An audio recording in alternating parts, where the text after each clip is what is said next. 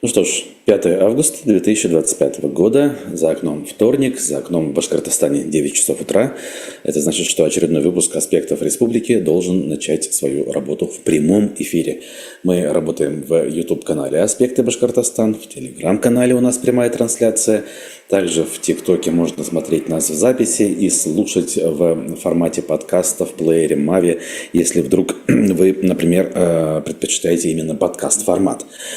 Таким образом, в общем, разные варианты доступны для всех наших зрителей, старых, новых и самых-самых разных. Главное, чтобы вы все становились так или иначе постоянными нашими зрителями. Для этого подписывайтесь, конечно, на канал, ставьте лайки, делайте все то, что принято делать при просмотре любимых видео в YouTube, например. С вами здесь сегодня Евгений Коноплин. И Руслан Валиев. Доброе утро. Доброе утро, дорогие подписчики. Чат наш работает, и, соответственно, в этом самом чате вовсю можно уже общаться между собой, можно задавать вопросы ведущим и, в общем, комментировать все, что вы слышите, и все, что вы считаете важным, сообщать. Частенько от вас мы узнаем новости, надо сказать, надо отдать должное, и переходим к их изучению, к их комментированию. Ну а пока давайте послушаем, что произошло в стране и в мире по итогам 4 августа, понедельника. Как обычно, 2 человека, ехавшие на мопеде, погибли в результате удара российским дроном в Харьковской области, утверждает местная полиция. Тем временем число жертв ракетного удара, который российские военные нанесли по Краматорску в минувшую пятницу, выросло до 7 человек, отчитались спасатели.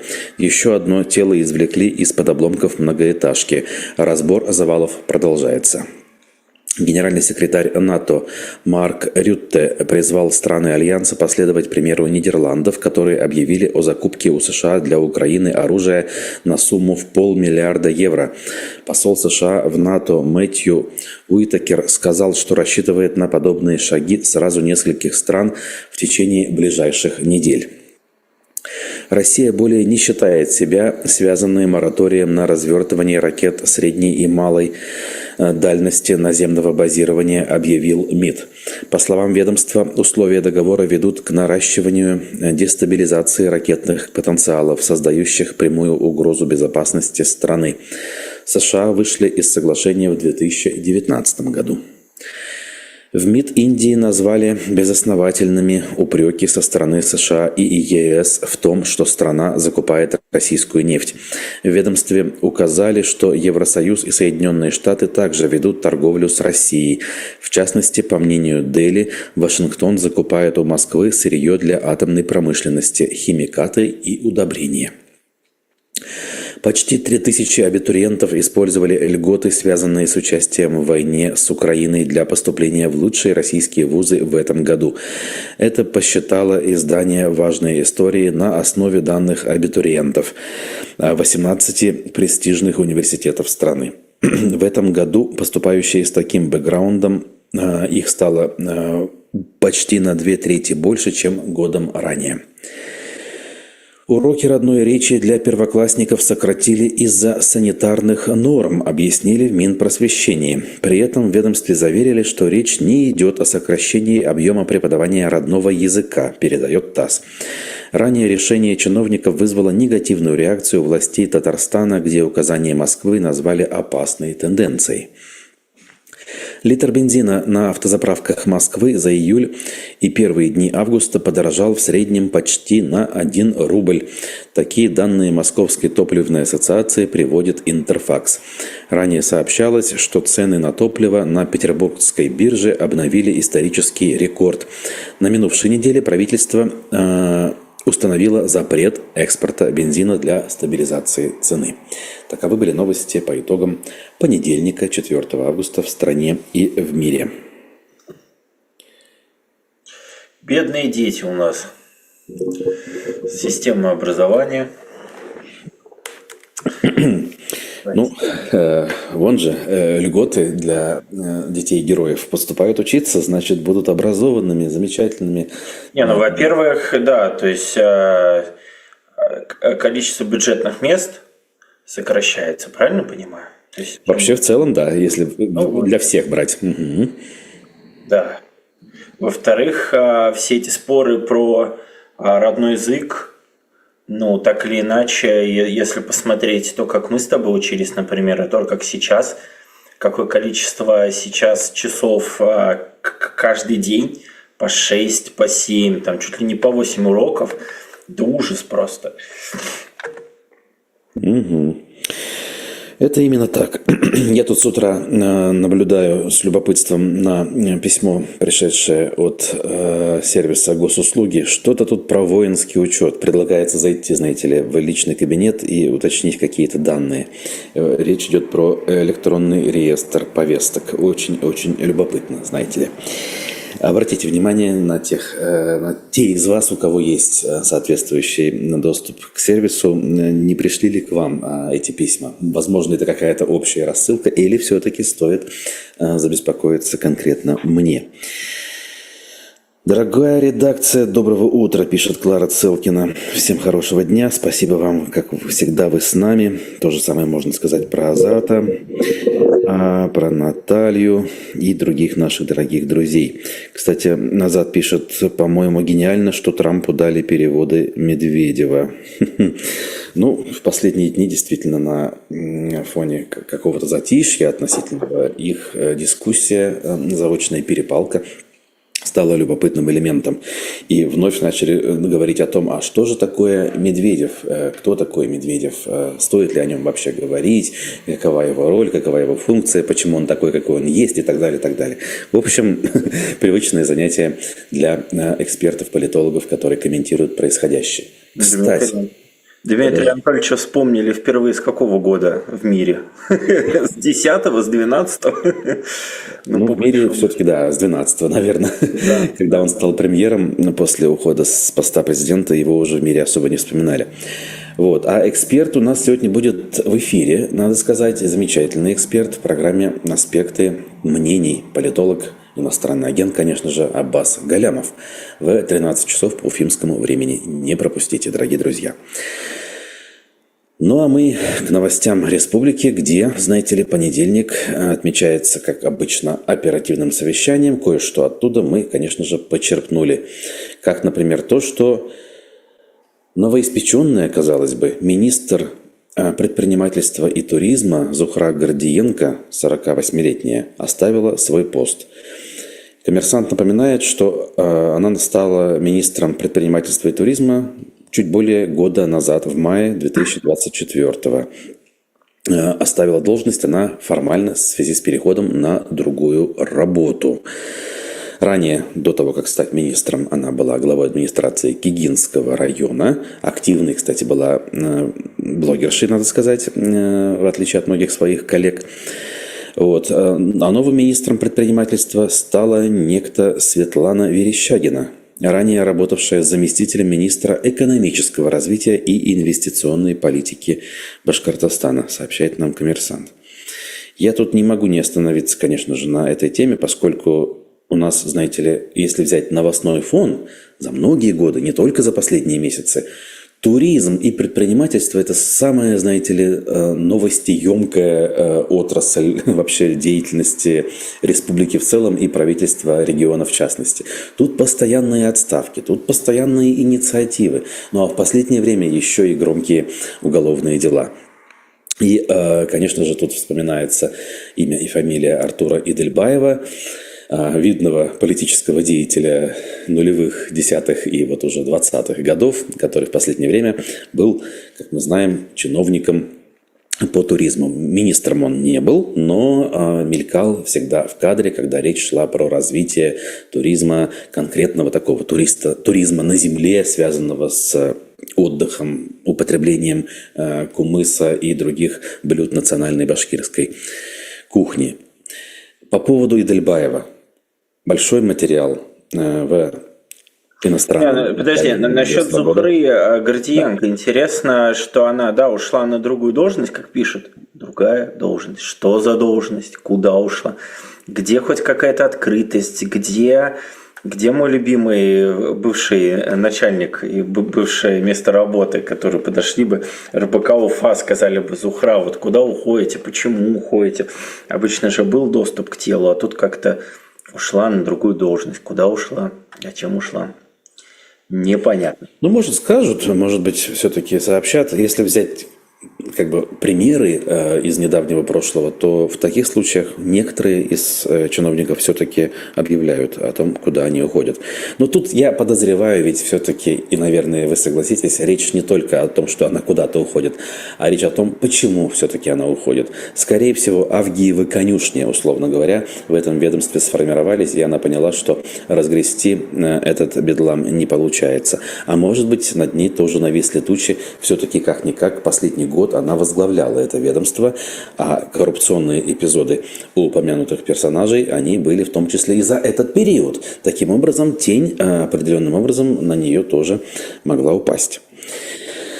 Так вот, Артур Идельбаев, жестким образом задержанный в конце июля во дворе собственного дома, о чем мы подробно говорили и обсуждали. О нем пишут наши коллеги из американского издания, которая у нас признана даже нежелательной организацией, я напомню. И здесь мнение экспертов, а самое главное история сама по себе Артура Идельбаева. Кое-какие детали я хочу отсюда вам воспроизвести, чтобы, в общем-то, напомнить, наверное, во-первых. Во-вторых, как-то привлечь ваше внимание к этой публикации. Ведь, кстати, наш формат обзора прессы, он для чего изначально был задуман еще во времена «Эхо Москвы» в Уфе? Для того, чтобы обратить внимание слушателей на конкретные тексты, которые стоит прочитать, изучить и более подробно разобраться в тех или иных проблемах. Так вот, тут напоминает издание, что родители Артура Идельбаева видные интеллектуалы, интеллигенция башкортостанская. Мирас Идельбаев – доктор филологических наук, это его отец, член Союза писателей, один из авторов издания «История башкирской литературы». Мать Гульфия Юнусова – башкирская поэтесса и переводчица, драматург, журналист, член Союза писателей Башкортостана. В 1999-м она стала депутатом Госсобрания. Брат Урал Идельбаев, композитор, заведующий музыкальной частью Башкирского государственного академического театра драмы имени Мажита Гафури, заслуженный деятель искусств. В общем, у всех званий и регалий достаточно. Во второй половине 80-х сам Артур Идельбаев поступил на истфак БашГУ. Тот самый период, когда в нем учились все самые видные, скажем, деятели многих последних лет. Кстати, включая Радия Хабирова, да? Значит, дальше он в армии отслужил за участие в событиях, значит, в Закавказье, кстати, даже во время там напряжения, скажем так, позднесоветского побывал. И, в общем, вернулся. Потом он даже в журналистике работал, оказывается, как и его родители. Вот. И, соответственно, к Союзу башкирской молодежи примкнул, не мог не примкнуть, видимо. Это организация, которая, как все-таки официально власти декларировали, не была такой вот ярко националистической, а была культурно-просветительской, если хотите. Ну, тут можно дискутировать, спорить, что, чего было больше и ради чего больше, скажем так, ребята туда вступали. Я тут... не напомню, вот те самые отрывки с митинга, где Бадранов бегает и людей говорит: направо, направо, прямо туда идите. Вот это как раз та история. Это позже. Это все-таки Бадранов 2005 год, это не 90-е. Я пока в 90-х, и то время, когда нет еще никаких видеосвидетельств про событий, которые там происходят. Но тут я просто вспоминаю, я когда приехал в 99-м поступать в университет в Уфу, один мой будущий однокурсник, мы с ним познакомились, он был из Баймака, он из Баймака и есть, и вот он впервые для меня назвал вот это название, да, аббревиатуру СБМ. И он сильно удивился, когда узнал, что я ничего не знаю о существовании этой структуры и не являюсь ее членом. Мы все члены этой организации, сказал он тогда. И чем вы занимаетесь, я спросил. И он, в общем, рассказал прекрасные вещи. Мы в лагерях, мы играем, мы развиваемся, спорт у нас, я не знаю, песни, пляски. Ну, в общем, ничего такого страшного я от него тогда не услышал. Вот. Интересно, что с течением времени, через 25 с лишним лет, не он, а я больше занимаюсь защитой интересов, скажем так, коренного народа. Хотя вроде как воспитывали в этом духе не меня, а его. Ну это ладно, это так, к слову. В общем, тут вспоминается 99-й год, фотография знаменитая публикуется, где в том числе наш коллега Разиф Абдуллин присутствует, хотя он подчеркивал, что он именно там как журналист был, а не как член организации. Вот. Тут же упоминается поездка в Чечню 96-го года, знаменитая фотография с Шамилем Басаевым, который в России считается террористом. Вот, и, в общем, есть за что. Но, однако же, скажем так, в определенных национальных кругах считают, что все не случайно. Дальше власть. Он пишет, например, о том, что вот у него интервью изданию «Снег», такой недавний, о том, что в 90-е все ездили с гуманитарной визой в Чечню. И Хакамада, и Немцов. Мы в 96-м повезли в Чечню КАМАЗ продуктов, моющих средств, одежды, канцтоваров. Ну так, собственно, ни у Немцова, ни у Хакамады, что-то мне подсказывает, ни фотки с Басаевым, ни с Масхадовым дома не лежат. Да? То есть... Не знаем мы этого, кстати говоря. Ой. Ну, в общем, да, та поездка была действительно с гуманитарным грузом, как минимум. Вроде как 2 военнопленных даже вернули они в ту поездку. Вот, и были соответствующие разговоры. Во многом, ну, надо сказать, повестка так или иначе пересекалась. Ясно, что сочувствие чеченским, скажем так, военным было в определенной части общества. И не только в национальных республиках. Вспомним информационную политику независимого телевидения, да. Канала НТВ хотя бы.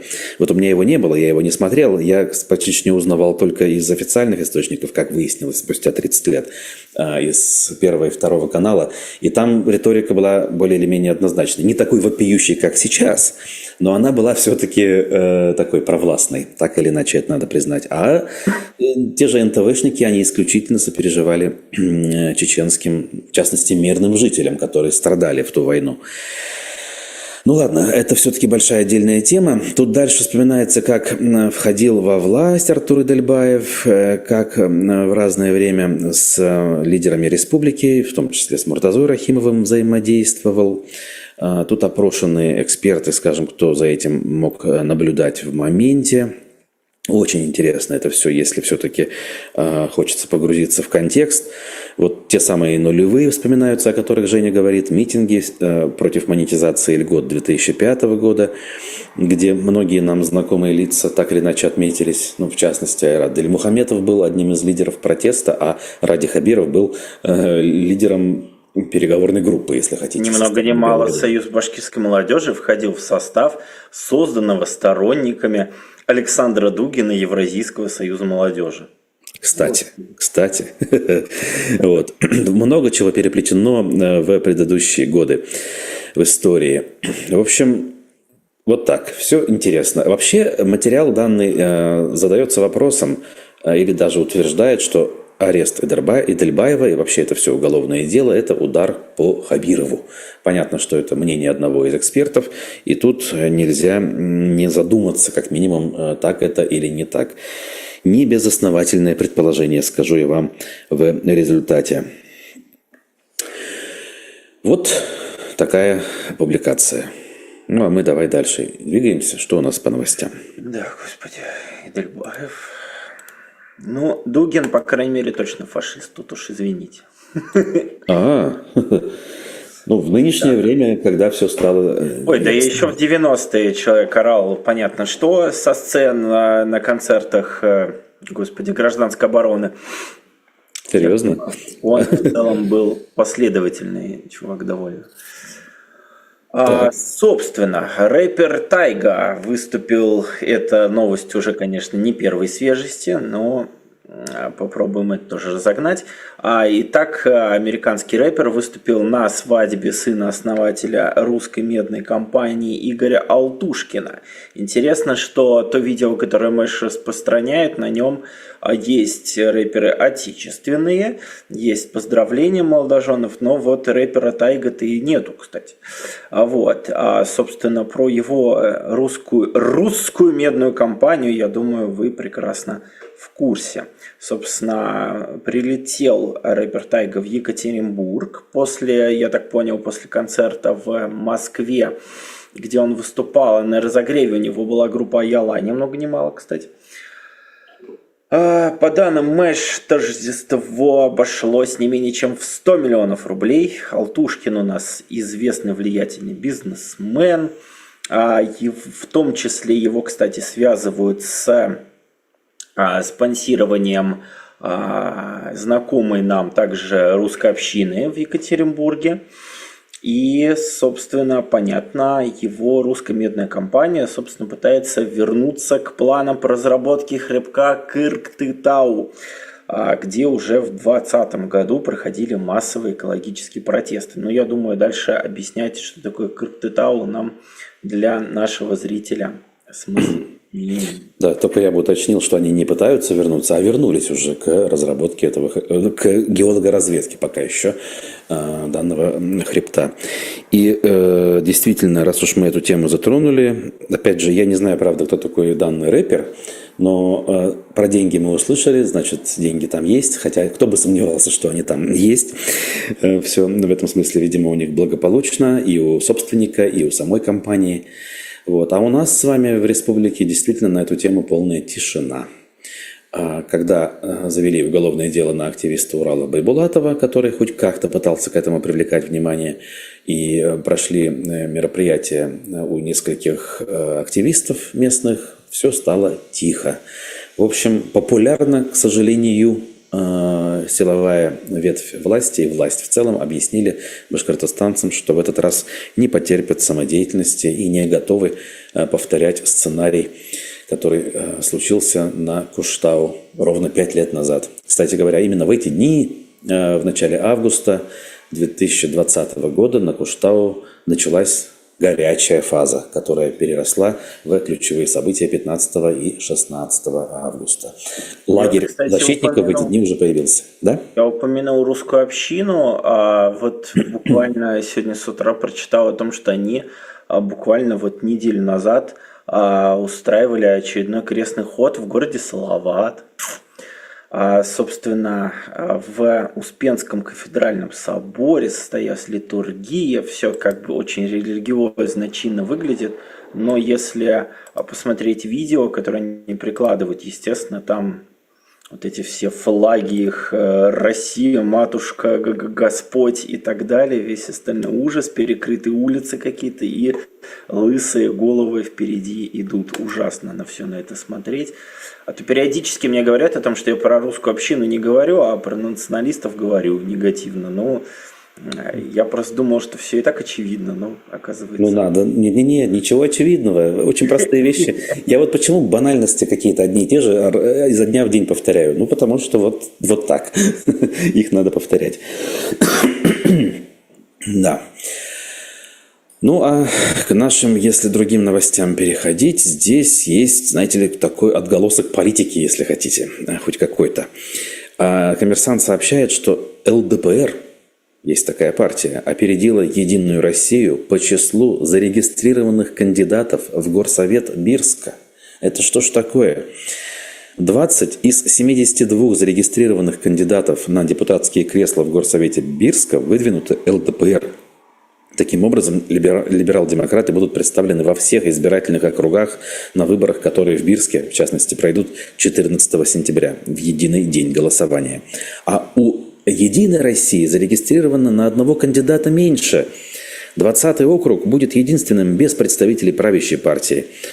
Внимание, по данным сайта ЦИК, в этом округе единороссы изначально выдвинули кандидатом, но никого бы то ни было, а участника СВО. А тот отказался от участия в выборах. Таким образом, получается, подставив правящую партию и сделав так, что количество их кандидатов меньше, чем даже от ЛДПР. Мы, конечно, не должны обольщаться. Мы понимаем, что «Единая Россия» в любом случае возьмет, 90% мандатов, если не 100%.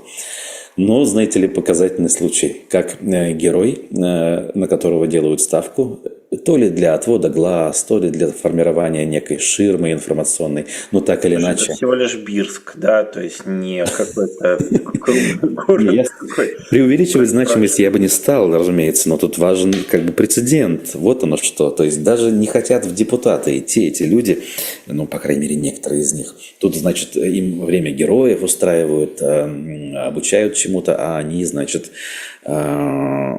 смотрят в лес, как сколько волка не корми, да, он в лес смотрит. Это вот примерно про это, наверное.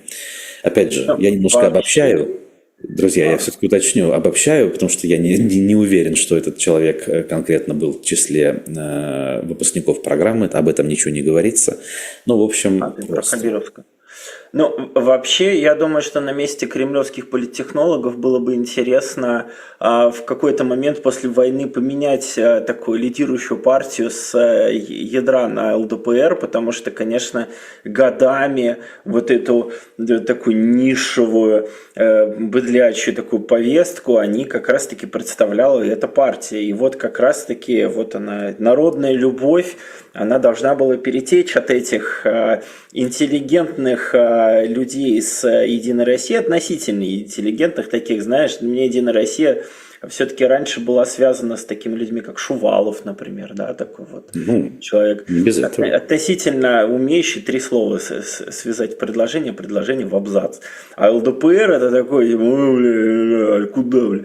И вот я думаю, что после войны как раз-таки с деградацией всего дискурса и телевизионного, и политического, и такая вот Мария Захарова у нас основной, да, герой, с деградирующий Лавров. Я считаю, что партия ЛДПР, она, конечно, по своей риторике, она наиболее подходящая под то, что, собственно, происходит, и то, что декларирует в стране. Потому что бедные вчерашние выпускники питерских юрфаков, им приходится подстраиваться и тоже говорить «ёпт», а вот ЛДПР-то это делали годами, я думаю, что они больше подходят, поэтому...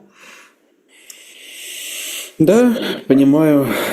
Конечно, тут больше некий сарказм, наверное, но мы понимаем, что вот в нынешних условиях действительно управление внутренней политикой администрации президента при желании может сделать правящей партией любую вот из этих вот, с позволения сказать, партий, которые сидят в Госдуме. Даже, как они там, новые люди при желании могут сделаться правящей партией, при том, что мы понимаем, что это все филиалы одной и той же «Единой России», безусловно. Никаких сомнений тут нет. Ну, надо понимать, что в новые люди так или иначе идет молодежь, которая, может быть, она не то, что не понимает, я же общаюсь, она просто видит там хотя бы какой-то воздух для того, чтобы дышать, а вот те самые какие-нибудь 15-20% людей, которые активны, которые хотят идти в эту историю, они в любом случае куда-то у тебя пойдут. Если есть хоть куда, да, вот, такое либеральное крыло «Единой России», это будет, если совсем все партии заберут. Но вот они, идут новые люди, у нас есть депутатка Ксения Горячева, я тебе как-то советовал уже посмотреть, почитать, она такая, да, она ходит в кокошниках, кстати, на заседание Госдумы, но она выступает исключительно с такой, где-то феминистической повесткой, она поддерживает, например, закон о домашнем насилии, где-то еще что-то. То есть какая-то работа такая внутриполитическая, не связанная с войной, там, с какой-то пропагандой, она ведется от этой партии, несмотря на то, что, да, мы все помним, что сделал Дованков перед выборами, он активно зиговал и говорил, да, вперед Россия, за Z, но тем не менее, хотя бы что-то скажут тебе люди лет 20. Ну, их и можно понять в этом смысле. Осуждения никакого, как говорится. Вот. София пишет нам, что экологических протестов в Башкортостане больше не будет. Кого надо купили, кого надо запугали, все нормально. Ну, в кавычках, разумеется. Ну, боюсь, что ваши опасения мне как минимум понятны. И есть основания полагать, что этот сценарий наиболее вероятный на сегодняшний день. Посмотрим, конечно же, все может случиться, опять же, исключать нельзя, как говорится, да, но если объективно, трезво оценивать ситуацию, то рассчитывать на успех еще раз не приходится, конечно. Ну давайте так, у нас Владимир Путин плывет в лодке, которая понемножку разваливается, такой корабль, в котором появляются пробоины, и вот он в Башкортостане было тонко, и там рвется, сейчас в Башкортостане он сунул туда такую затычку, заткнул эти протесты, но они обязательно начнутся в каком-то Дагестане, в Ингушетии, еще где-то, то есть, так или иначе, тенденция на какие-то протесты, она все равно происходит в связи с разными событиями, и чем больше они затыкают, закручивают гайки, тем напряжение растет, и у нас и люди, я думаю, экономикой недовольны все-таки, а со временем еще больше будут, да, поэтому где-нибудь обязательно что-нибудь появится. Я думаю, что тут уже класть руки и смириться – это рано. Я думаю, что так или иначе что-то может произойти. Совсем уж смиряться, да, не будем. Для того, в конце концов, и работаем, чтобы доказать, что смиряться банальным образом не готовы. Но у нас есть новость о том, что вчера весь день обсуждали, и, собственно, немножко в воскресенье новости начали появляться о том, что Салават Юлаев у нас может прекратить существование. Сказал об этом, правда, один-единственный журналист, которого все растиражировали. Я думаю, что рановато пока об этом говорить, но тем не менее. Появилась новость о том, что Салават Юлаев таки заключил мирное соглашение с дочкой фонда «Урал». Собственно, ранее компания подала в арбитражный суд Башкортостана иск о взыскании с клуба почти 164 миллионов рублей по договору займа. А теперь она просит суд выдать исполнительный лист на принудительное исполнение соглашения. Кроме того, Салават Юлаев заключил мировое соглашение с самим фондом по иску на 106 миллионов рублей. Однако в июле фонд тоже обратился в суд за исполнительным листом. В общем, вроде как все пишут про мировое соглашение, наверное, немножко заглушая цитату у журналиста Шевченко, но тем не менее никакого позитива пока не видно. Тем более, что на этом фоне также и застройщик Садовое кольцо иск подавал в арбитражный суд Московской области на 110 миллионов рублей долга. А Алексей Шевченко у нас, собственно, говорил следующее. Не думаю, что Салават Юлаев выкарабкается. Я думаю, и про хоккейный клуб, и про памятник он говорил. Собственно, вернемся к цитате. Думаю, что это конец. По крайней мере, при нынешней ситуации команда будет жить последний год. За год с долгами не расплатится. Не расплатиться. Но обычно у нас все-таки, как бывает, у нас в хоккее такой тенденции не было. У нас всего лишь одна хоккейная команда прекратила существование. И та из Московской области, по-моему, «Витязь», если я ничего не ошибаюсь. Но эта команда была такая же популярная, как если завтра мы с Русланом начнем собирать хоккейный клуб. Собственно, Салават Юлаев, конечно, это бренд, и понятно, что если пойдет речь о закрытии, то у тебя выйдут 1000 людей на улицу с вот этими видеозаписями, типа «Владимир Владимирович, помоги, мы болельщики Салават Юлаева годами». Что ж такое делается-то? Верните нам нашу хоккейную команду. И часто, по крайней мере в футболе, я помню, что как-то время от времени помогали. Собственно, у нас при этом единственное... Но если так вспомнить футбол, то у нас в Пермском крае был футбольный клуб «Амкар». Так вот, что-то люди выходили, его пару раз откладывали, в итоге он все равно помер. То же самое было с Томью и со многими другими командами. Поэтому, конечно, будет, безусловно, жаль. И вообще непонятно, так или иначе, у нас многие новости в телеграм-каналах, на сайтах формируются. Вот, например, да, там Башкортостан в топ-20 по качеству дорог вошел, а вот Татарстан на 22-м, а мы в топ-20. И вот, как Салават Юлаева не будет? Где зеленое дерби? Это все выглядит, конечно, как сюр пока, но... доверимся. Может быть, Шевченко не с неба эту новость сделал. Я тут на фоне для контраста просто поделюсь наблюдением. Вчера увидел рекламную афишу тут неподалеку от места жительства. Афиша с приглашением на матч местной футбольной команды. Местная футбольная команда называется «Боруссия».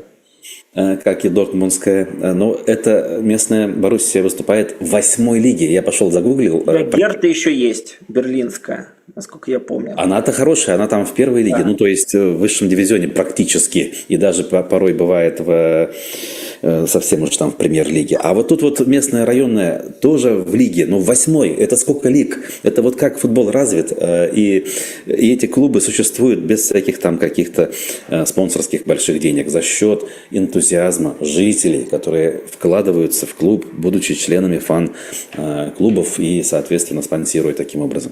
А, конечно, это к вопросу о том, что когда у нас говорят, вот, в стране 150 миллионов, где же эти 11 талантливых-то футболистов, которые будут играть на уровне, не знаю, хотя бы английской премьер-лиги? Так ответ в этом, в том, что в Германии 8 дивизионов, и на каждом дворе, на каждом пятачке у тебя футбольное поле, где люди могут тренироваться, получать спортивное какое-то образование, да, и, собственно, расти как футболисты. Никогда у тебя в школе, в городе одна школа, в которой по блату прописывают детей каких-нибудь чиновников и бизнесменов, потом этих деток посылают играть, а они, собственно, ну, конкуренция-то у тебя сужается, конечно.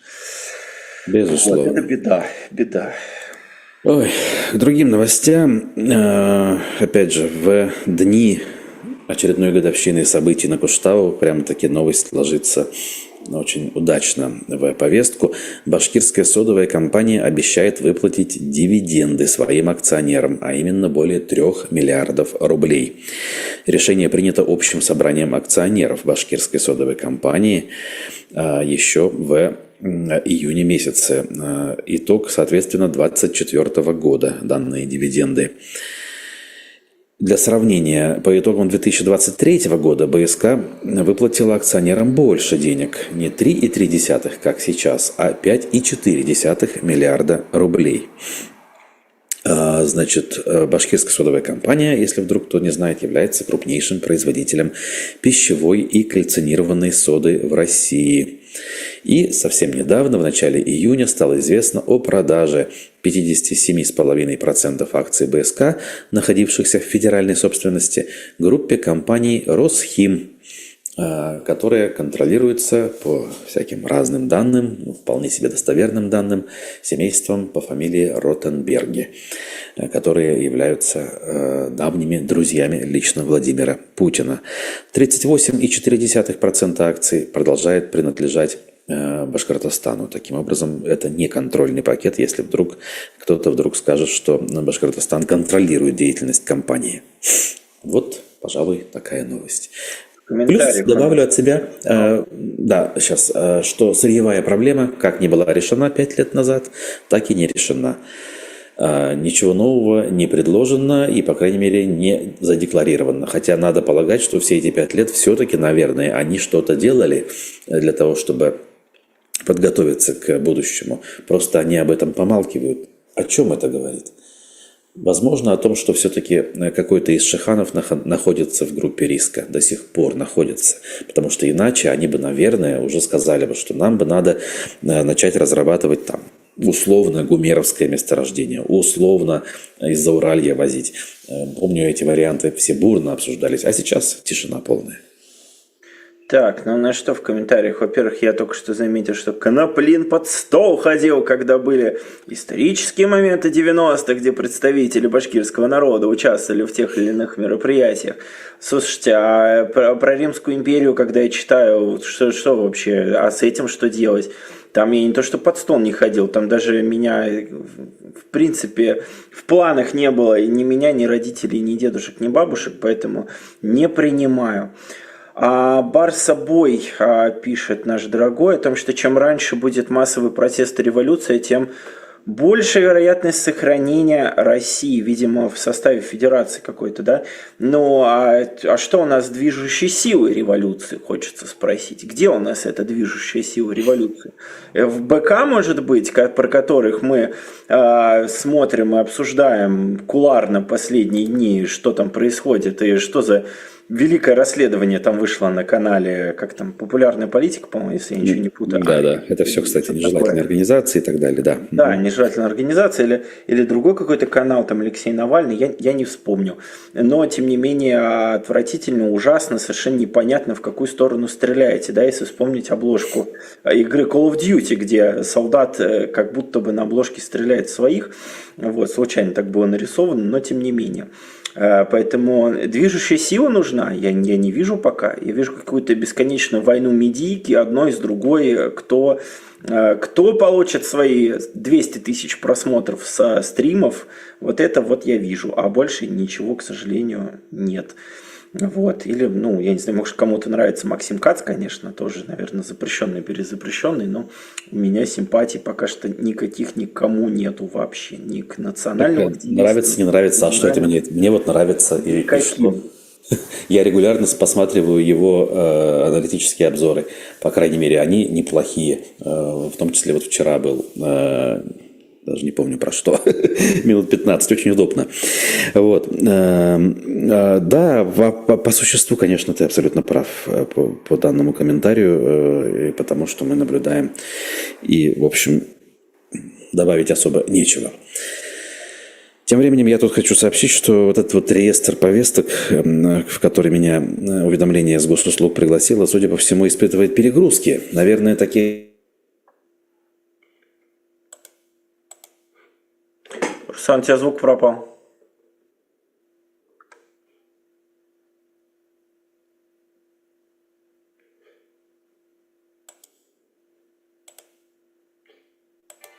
Нам ответит по поводу... Вот, теперь слышу тебя. Да, значит, я тут про реестр повесток говорил. Значит, не работает ничего. Из того уведомления, о котором я вас повестил в начале эфира, наверное, его получили очень многие россияне в эти минуты, и все пытаются зайти в соответствующий реестр. В общем, все висит. Вот. Жду от вас на этот счет информации, друзья. Приходило ли к вам что-то с сервиса госуслуг, если вы являетесь пользователями такового? Вот.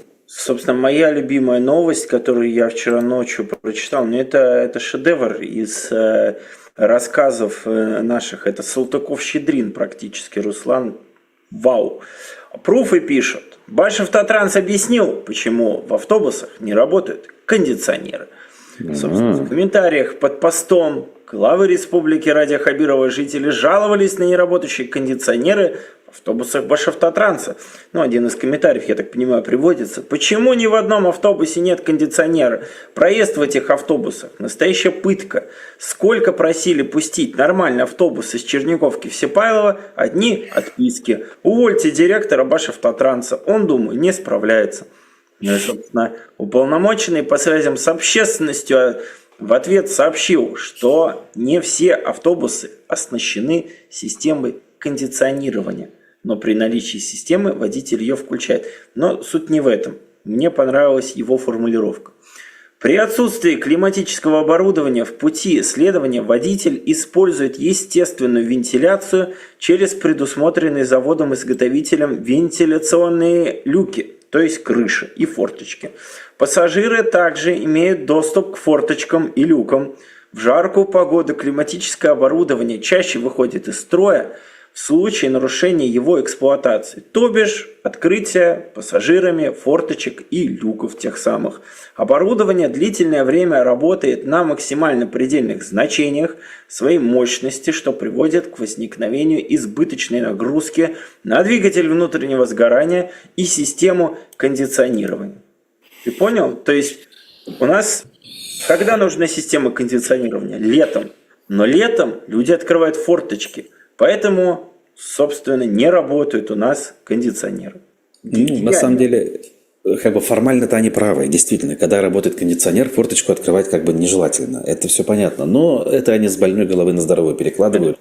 Дело не в этом. Если бы кондиционер работал хорошо в автобусе, никто бы форточку не открывал. Естественно. То есть кондиционеры не включают, потому что, как пишут опять же пруфы, не буду себе присваивать, потому что форточки открыты. А форточки открыты, потому что кондиционеры не работают. Гениально абсолютно. Абсолютно. Именно так.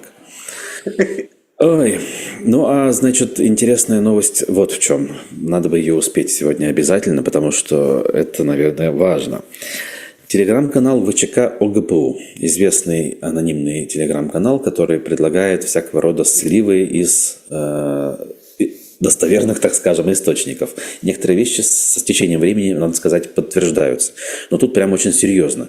Этот канал написал про Уфу и сообщил, что в Уфе действует схема по переделу и перераспределению земельных участков, которую якобы курирует мэр города лично Ратмир Мавлеев, а также замминистра земельных и имущественных отношений Башкортостана Дмитрий Суслов. О чем речь? В покупке заброшенной недвижимости с последующим расширением границ участка и изменением его назначения. Вот в чем суть обвинений. Через неких аффилированных кадастровых инженеров и сотрудников Росреестра происходит регистрация новых участков с завышенной стоимостью. Старые владельцы, как утверждается в публикации, могут и не догадываться о потере прав на собственные участки. Идет также схема обмена участков между Минземимуществом и приближенными предпринимателями, где под видом изъятия для нужд инфраструктуры проводятся сделки, приводящие к передаче ценных участков в частные руки без аукциона.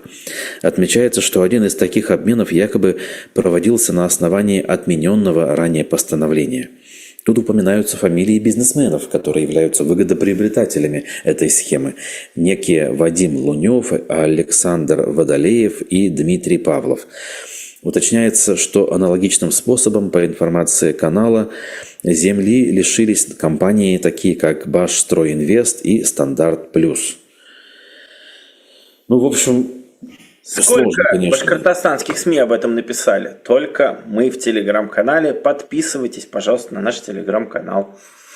Да, понятно, что вопрос требует проработки, но мы знаем, что дыма без огня в этом смысле быть не должно. Тем более мы невооруженным взглядом видим результат градостроительной и земельной политики в городе.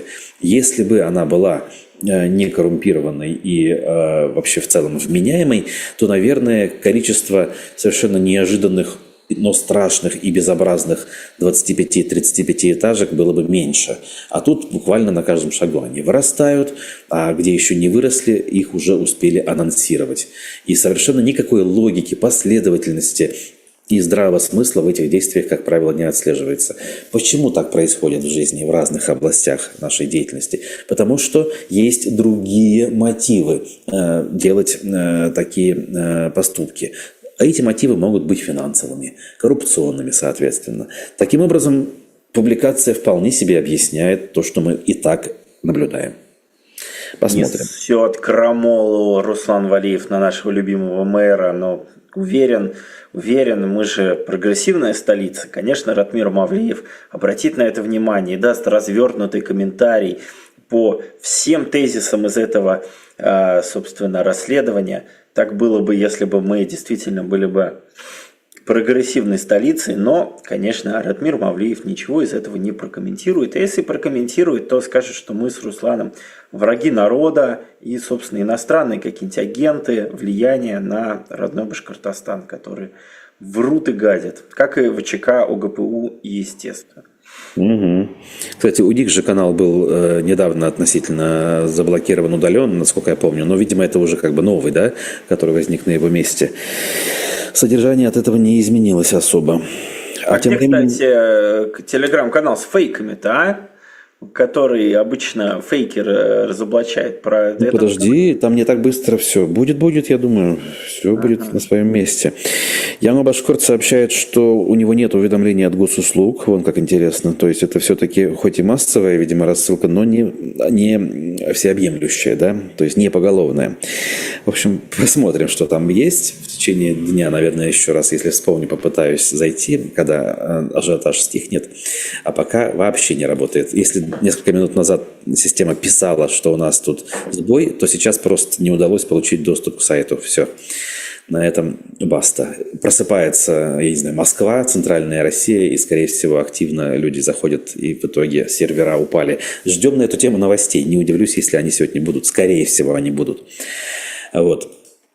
Тем временем жестокость на уфимских улицах, опять же, никуда не делась. Я уж не знаю, увеличивается ли ее концентрация или не увеличивается, но новости на эту тему поступают постоянно. Вот в очередной раз двое неизвестных избили 13-летнего подростка. И вот прокуратура тут отчитывается, что проверка и так далее, и так далее. 29 июля все это случилось в одном из дворов. Школьник подвергся избиению со стороны двоих лиц и был госпитализирован даже. Видео попало в интернет. Там видно, как два подростка, которые старше 15-17 лет, сначала разговаривают с мальчиком в белой футболке, в темных штанах, а потом резко начинают его бить.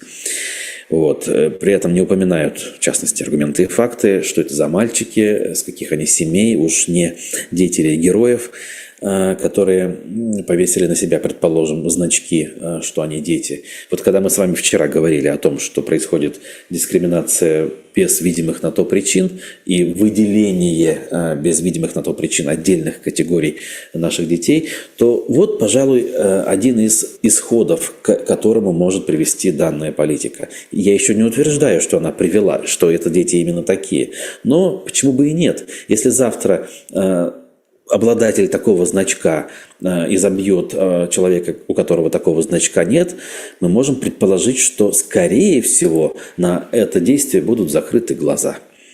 Потому что у него есть амулет, знаете ли, который на сегодняшний день должен оберегать от любых невзгод. И, соответственно, закладывая в эти несозревшие еще молодые умы и сознание мысль о том, что они избраны, и им можно все. Если не все, то как минимум больше, чем их же сверстникам. Вот что я хотел на эту Давайте тему так, сказать. конечно, у нас подростков после школы особенно били, бьют и бить будут, и каждый раз можно, конечно, ходить под это какой-то повод, я не знаю, от романтизации в связи с появлением сериала «Бригада» в нулевые, об этом можно было говорить, а в десятые еще про что-то, про агрессию там, компьютерных игр, а сейчас про, собственно, значки героев, но... Мы говорим о том, что нам сейчас ложится все-таки в канву нашу. И да, пользуемся этими вещами для того, чтобы вести свою антивоенную пропаганду, а как же иначе? Понятно, что дело, возможно, не в этом. Мне вообще кажется, что аргументы и факты, не взяли ли они эту новость, когда... Помнишь, до этого мы разговаривали про мальчика, у которого ногти были накрашены, и, собственно, его двое избили. Это не та же самая новость. Вот, не знаю, 29 июля, может быть, даже, да, вроде как. За ногти у нас в целом, за покрашенные, конечно, бьют везде, кроме района гостиного двора. И я бы всем тем, а я точно не осуждаю никого, ходите как хотите, но лучше в определенных районах с такой внешностью не появляться. Вот. Об этом нужно думать, конечно, да. И ребятам, и родителям. Вообще, да, целей, чтобы быть, все-таки меры предосторожности, конечно, надо соблюдать, так или иначе. Рассчитывать на то, что повезет, не совсем правильно. Безусловно. А что у нас сделал в последние сутки Ради Хабиров, или, по крайней мере, что об этом писали в пропаганде? Башинформ сообщил, что Хабиров поделился информацией о ремонте больниц, в частности, в Уфе. Значит, по его словам, в 2025 году для республиканской столицы планируется приобретение 78 единиц современного оборудования. Значит, он также напомнил, что капремонт больниц и поликлиник Уфы финансируется из регионального бюджета, поскольку федеральные программы не распространяются на города-миллионники. Это он пожаловался, видимо, да, что денег нам не дают, и мы вынуждены сами все это ремонтировать. Имейте, дорогие друзья, это в виду. Фронт работы большой. Треть уфимской первички нуждается в обновлении. Половина существующего оборудования эксплуатируется больше 10 лет. А что такого? Медицинское оборудование в хороших руках десятилетиями эксплуатируется. Я по крайней мере, здесь у врачей вижу аппараты Siemens, которым явно за 30. И они их используют. И они выглядят гораздо старше, чем аналогичные аппараты в уфимских поликлиниках, кстати говоря. И не жалуются. Пока мы только в начале пути, напомню, проект стартовал в прошлом году и рассчитан до 30-го года. Но шаг за шагом мы завершим, и это очень важное дело, написал Хабиров в соцсетях. И тут примеры некоторых поликлиник.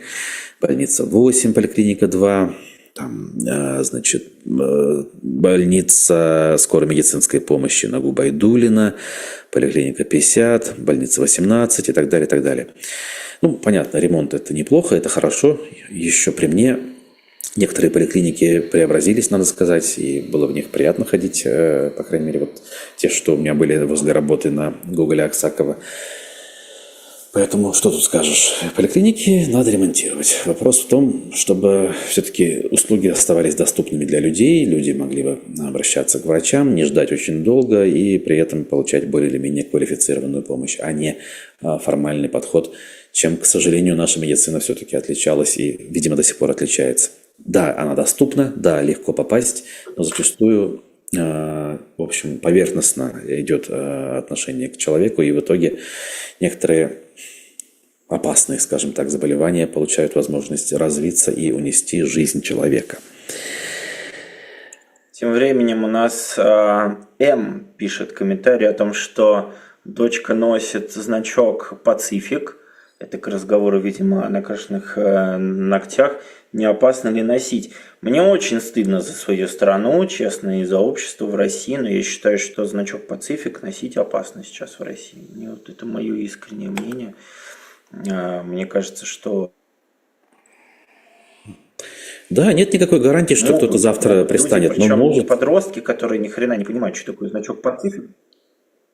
Какой-нибудь алкаш, какая-нибудь быдлятина вполне может подойти и спросить за этот значок. Типа, а что ты против наших ребят, что ли?